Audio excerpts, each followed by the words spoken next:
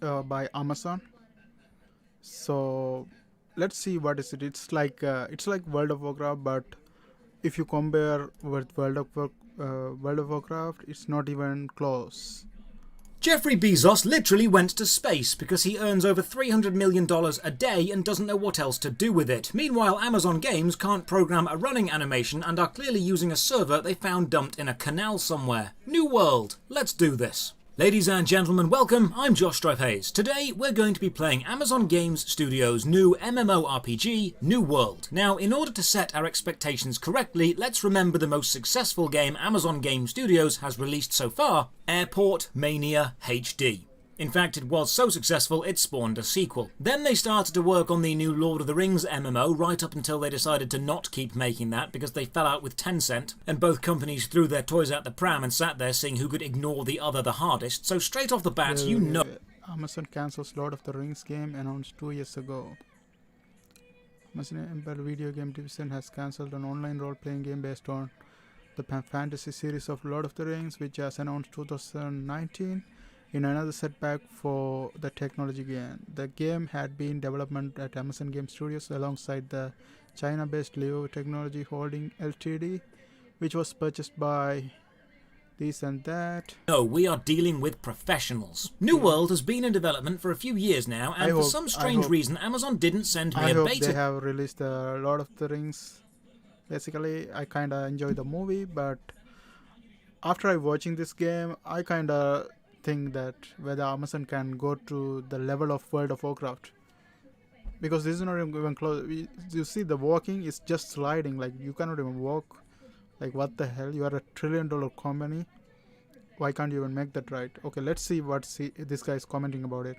Key. Maybe the guy who was sending out beta keys got called away just before he reached my name and had to tuck Jeffrey into his nice shiny space suit. So I tweeted about this absolute miscarriage of justice, and lo and behold, the absolutely majestic Yorkshire tea sipping knight of the realm himself, the spiffing Brit, sent me a beta code like the absolute gentleman he is. So, New World. Basically, a few years ago, Amazon shouted, "Hey, who wants a full loot hardcore PvP territory control MMO?" And about 5 people put their hands up. But then 3 of them went to play Mortal Online 2, and the other 2 realised, actually, they don't want that. So Amazon said, "Hey, who wants a PvP-focused crafting-heavy MMO with area control?" And the entire player base of Life is Feudal, about 20 people, looked up and slowly started to show an interest. So then they released the alpha, and it turns out when you tell players who live to grief others to make their own fun, their version of fun actually isn't. So Amazon Games finally said, okay, how about we add some PvE challenges and an actual plot and make it somewhat solo-friendly and make PvP voluntary opt-in to prevent further griefing, and now we're getting somewhere. If you pre-ordered the game for $40, you'll get access to the beta. That's correct, you are paying to test their game. You would have assumed they could have taken some of the army of Amazon employees to test it, but no, clearly the QA budget went on Jeff's penis rocket.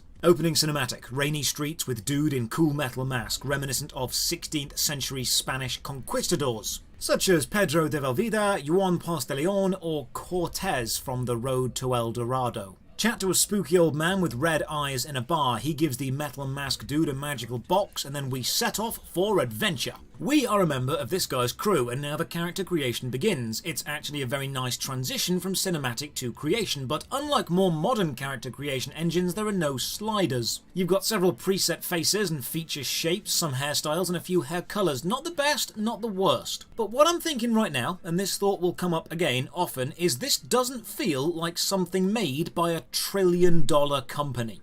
Character made and we log in. Right. Now, I'm lucky to be playing... This fucking look like a Snoop Dogg for me.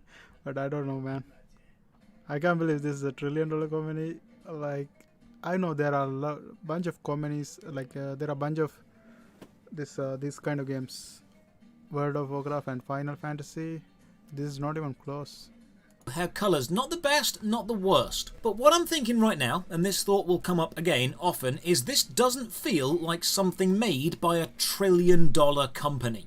Character made and we log in. Now I'm lucky to be playing at low load times because these queues on launch day were insane. Some people were waiting up to an hour, and as we'll see later, this game's servers are made of tissue paper and wishes. More cinematic, the whole ship is destroyed by a huge stone pillar rising out of the sea, and we wash up on the beach and the game begins. WASD movement, space to jump, but as we approach the captain we get attacked and combat controls are shown via a quick time event. I don't hate this. It gives us the basics and lets us see the effect of each click. Nice and simple. Right mouse blocks, left mouse attacks, hold left click for heavy attack, press shift to dodge. You've got a stamina bar that's used up when dodging or blocking. It's basically cheap Dark Souls. Have a chat with the captain. He wants his box back, but instead of waiting decides to melt. Doesn't even give us his sweet mask. Shame. Tab opens your inventory. This is laid out really nicely. 1 and 2 hotkeys bound to your main and secondary weapons. Quick item slots assigned to 3, 4 and 5. Armor and skilling equipment are all shown. We equip a shield as the tutorial forces us to. We eat some food and then get exploring. How to describe combat. Imagine you ordered Dark Souls from Wish. This is what would arrive. Once you've clicked an attack, there is no animation cancelling. You can't block or roll away from an attack animation once you've started. And the enemy has no real telegraphing of attacks. There's no audio or visual clue they're going to attack. They just start the attack, and if you block a split second too late, you get hit. You just kind of need to know when to block. It's not bad by any means, it's perfectly serviceable. Now, I personally love Dark Souls combat, and I appreciate the slower, more tactical nature of choosing your move and living with the consequences of choosing the wrong one. But if you're after a more reaction-based action combat system, this will feel somewhat clunky and unresponsive. Kill this elite dude and get a skill point. Using a weapon increases your skills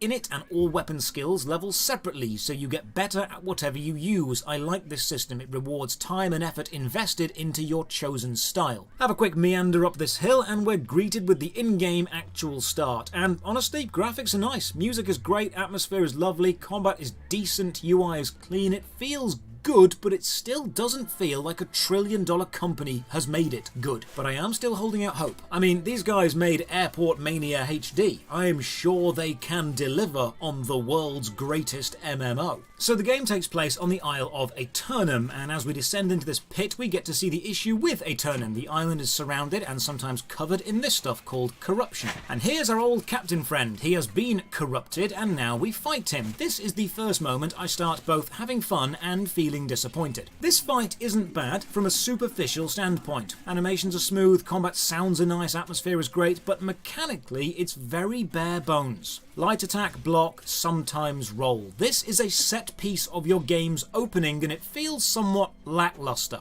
Halfway through the fight, the captain blasts us with a beam of light and we are teleported inland. Now, depending on your server or your real-life location or just how Jeffrey is feeling on any given day, you can actually start in a few separate places. Now, each start is basically identical. You'll have the same quests given to you by differently named but identical NPCs and you will learn the same skills. Now here's the biggest difference between this PvP and crafting focused territory control MMO and all of the other PvP and crafting focused territory control MMOs. New World actually has something resembling a plot, or a narrative and an adventure line that you can follow to learn the basics. You know when people say, this game doesn't hold your hand, well I've explained before that's an awful way to introduce new players to your world. You need a small amount of hand holding until the player is confident enough to go and play solo, and New World does seem to hit that balance quite nicely. There is no minimap, but there's also no auto-pathing. There is a compass to the top and a green mainline quest symbol to guide you though.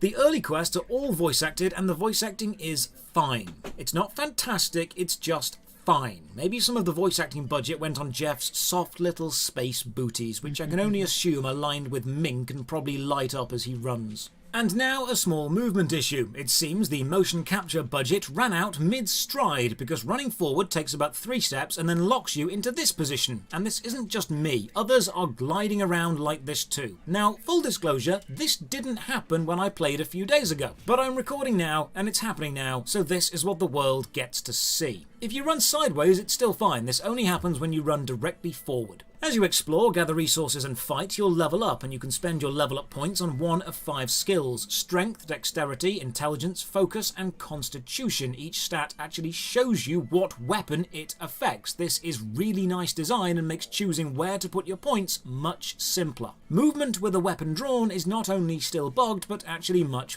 funnier. This NPC sends me on a cooking quest and we get to open the journal. The quest journal is actually fine, cleanly laid out, easy to follow and read. For all the mechanical issues the game has, the UI design is not one of them. Same goes for the map. The landmass is actually pretty small compared to other self-described hardcore PvP MMOs, which is a welcome relief. Too many MMOs make the map massive but forget to put anything in it. A giant open space doesn't mean anything if there's nothing to happen in that space. But oh, here's a nice feature. Resource spots, such as iron or flint or wood, aren't shown on the map, but they are shown in relation to a topographical key. You can see the resources you need and then locate the type of land you'll find it in. That would be a brilliant system if the majority of colours on the map weren't an almost identical shade of light brown. So as you adventure around Eternum, you'll find skilling spots to interact with, shown by the little circle symbol. If you press E, you'll interact with them, pulling up a bush or cutting down a tree, and it does actually affect the in-game model, which is a really nice touch. As far as skilling is concerned, it's basically like giant 3D RuneScape, and that's not a bad thing.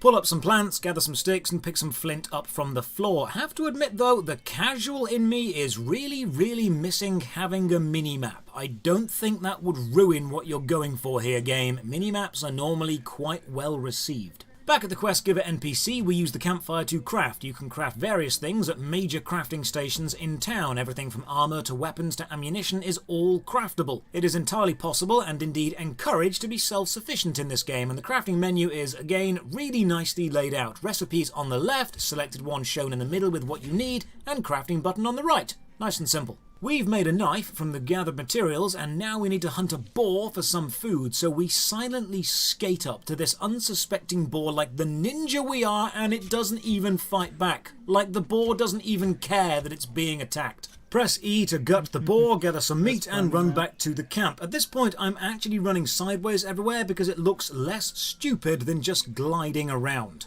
Cook the food into better food, then get sent off to search a shipwreck. Environments are lovely. Music is understated and fitting. Light rays and reflections and textures on everything look nice. The actual level design is top notch. It's just the moment-to-moment gameplay, the combat and the general server status that's really letting this game down right now. First impressions are good, apart from the mechanics. Around the land randomly, usually guarded by enemies, you'll find supply caches. Search them to get stuff, from ammo to weapons to armor. They're basically a little reward for exploring and fighting. Talking of fighting, it's average. There are moments it shines, like when you've memorised an enemy's attack patterns and you can block or roll at the right time, wasting no time in dispatching them, or when you can chain a heavy attack and an ability to kill them quickly. Like, it's not a bad system, it's just... this game was made by a $1 trillion company. I'd expect something better than I've ever seen before, and that's one of the issues we'll come back to. The game is good, but it's not better than anything currently already out there. Here's a feature I quite like. Travelling to a new landmass shows you the suggested level of the area you've just arrived at in general, but there's nothing to stop you from travelling anywhere. See, this is the perfect amount of hand-holding. The game is saying, hey, I'm not going to stop you doing this, but just so you're aware, it's suggested for this level. It's giving the player all the information they need and then letting them make their own choice. It's the freedom to listen to advice or to ignore it, and this is great. There is a more elite enemy on the ship deck. They've got a shield, so you need to use a heavy attack to break the shield block. Some actual tactics. I like this. Another treasured cache gets me a cool spear. And then I get chased by a load of zombies. Again, I like this. It means even at low level, it's a very lethal MMO. You aren't unkillable. I actually wonder what PvP is like. I promise I will do some PvP before the video ends. Oh, awesome. The first spear skill is a throw, like a javelin. And you have to parkour over this ship's broken frame to gather some quest items. And oh damn, the spear throw hitbox is actually really nice. Projectiles are travelling 3D models and the enemy hitboxes are mapped really close to the enemy model. This level of accuracy is essential in an action game to make it feel fair. A few more quests get me a bow and then I'm sent to explore a local cave. The main problem here is wielding a bow makes the leg running glitch worse. It looks like I'm skiing along with one ski. In the cave, in quite an awesome touch, 3 of us seem to form this rather impromptu group. We don't talk to each other, we just communicate in the classic MMO way of jumping around and fighting the same stuff. And then, just as this unspoken bond of camaraderie grows almost as powerful as a spaceship engine, we reach the boss and the others run off and leave me alone like a forgotten Amazon parcel. The chaplain boss is pretty cool actually. Some minions, some attacks to dodge, my spear throw has a stun effect, so that's nice, and killing him gets me some more loot. This is basically what the PvE aspect of this game seems to be. Find some corrupted, powerful NPCs guarding treasure, kill them, get treasure. Back outside, I received some territory points. With most of the PvP gameplay being focused on area control, your faction can own land masses or cities. And as you do stuff in each territory, you can earn territory points to unlock certain buffs while in that territory, like reduced trading tax on some market boards, increased experience, or more faction reputation gained when you do stuff. This is an interesting system that rewards map exploration, and we'll have to wait and see if it has engaging long-term benefits. Oh, you can also fast travel to places you've unlocked, but you need to spend a resource to do it, and I don't have any of that resource. But I really like this system. It means early game travel is essential, but late game travel gives you the choice of paying to get to places you've already been quicker. It's cost versus reward. Again, it's kind of similar to Dark Souls 1 with the Lord Vessel. The gameplay you've seen was recorded on a new account made to redo the starting zone, but I'm switching back to my main account because I've got a cool pirate costume and I want to do some PvP. The game has all the standard comforts of home: a personal bank account known as a storage shed, a market board auction house where players can buy and sell things, and honestly the town ambience is terrific. The armour and weapons are grounded and just stylised enough to be interesting without being garish. The general graphical style of the Spanish conquistadors is held really well. The colour palette of the bright green foliage contrasted with the darkened timber is visually gorgeous. There's a wealth of smaller touches like ferns and birds and tapestries hanging around. Visually, the towns are really fleshed out and they are a joy to walk around. The soundtrack is so well fit, you don't even notice how much it's enhancing the overall ambience. They have knocked environmental design out of the park. I mean, they've basically sent it into space, which is great because now Jeffrey can also enjoy it. And now comes the Join a Faction moment. It's a territory control PvP game, so of course there are 3 factions who all absolutely hate each other and stand for different things, yet all somehow coexist in the same town. You've got the Marauders, big angry shouty boys who want to smash you in the face with the hammer of freedom. The Covenant, who are all religious zealots and want to hand out free hugs and see the good in everyone despite the fact there are literal zombies eating people's faces. And the clearly superior Syndicate, who are a bunch of super smart boys who think magic is cool and maybe we should try using that. Oh, quick bug, running toward a set of steps doesn't actually cause you to descend them properly by keeping you on the floor. You just shoot off the end and then crumple into a pile on the floor. This is dumb. Fix this. So I joined the Syndicate boys, flag myself for PvP and head out into the wild. The global chat is saying something about a fort to the east being attacked, so I get jogging. I may only be one man with a musket, but I can hang back and snipe like the best of them. On my way there, I run into someone from the opposite faction, flagged for PvP. He is a higher level than me, with more money, more weapons, and more armour. He seems superior to me, but I think I can win. He's Bezos, I'm Branson. Let's do this.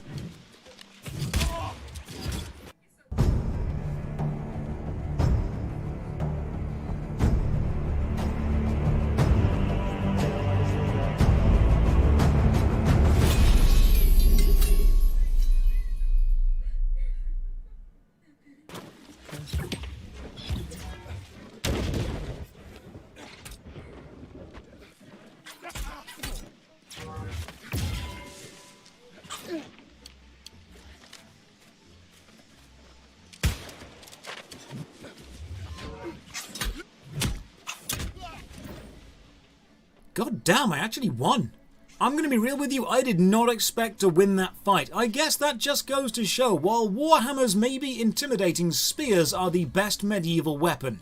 Thanks, Lindy Beige. The fort is far to the east still, so I get running through higher level areas, avoiding roaming enemies, sometimes fighting them, and then we face the biggest hurdle so far, the most difficult enemy in the entire beta: the lag.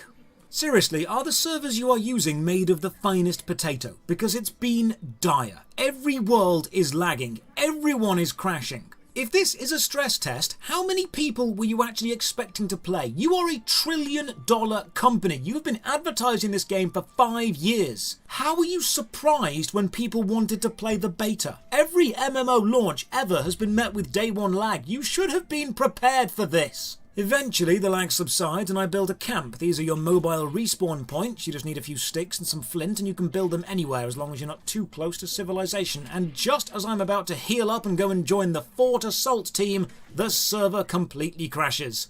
Only the finest potato, eh, Jeff? The finest potato.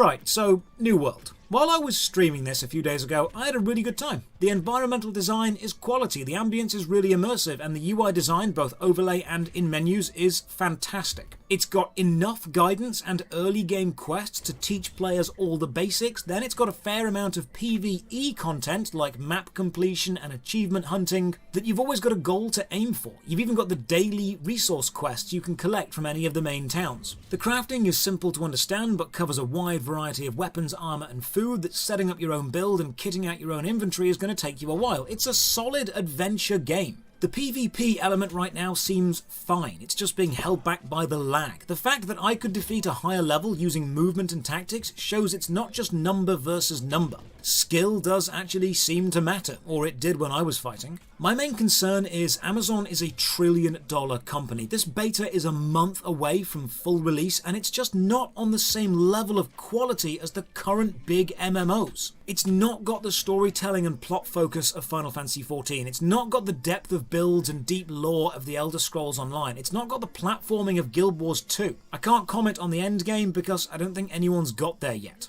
It's not a fully hardcore PvP focused game like Mortal Online 2 or a fully PvE focused game like Neverwinter. It's a decent adventure game with decent enough graphics and voice acting and decent enough combat, but it doesn't yet do anything, any single thing, better than anyone else. Imagine if this game didn't have the Amazon name behind it and it launched from some no-name studio. Would it still be making the waves it is? Probably not. I think Amazon are using their name recognition to get people to play, and they have the foundation for a really, really good MMO here, but it needs a bit more polish, some animation bugs fixing, tightening up the combat and speeding up some of the animations and sorting out the terrible lag. If Amazon are willing to invest time and effort into this game, it could be something fantastic. I can see the potential, but as it stands, I don't know what type of MMO player you want to appeal to. I don't see it dragging players away from any established game because it doesn't do any one thing better than anything else. It's not PvE or PvP focused enough to really hyper-focus and capture that demographic. It seems to be trying to be quite good at everything instead of an industry leader at anything. When the game releases, I'll review it again, and I'll give it a score out of 10. But until then, I will be grinding away, enjoying my time, because it's not a terrible game, it's just not there yet. I also need to think of a way to repay the spiffing Brit for getting me the beta key. Hopefully he'll be happy with a box of tea bags and doesn't need me to do something stupid for a video idea. But until we know, cheers for watching. A massive thank you to all the supporters on Patreon and Twitch who keep the channel going. You can support from just £1 a month. Check the video description for links to the Patreon, Twitch, Twitter and our Discord. And as always, have a great day. Okay. So my opinion, basically, I think for the $1 trillion company, it seems worse. I expect more from Amazon. But I'm just gonna give it a try if I have time for that game, and maybe I will do a review for that as well. Thanks for watching.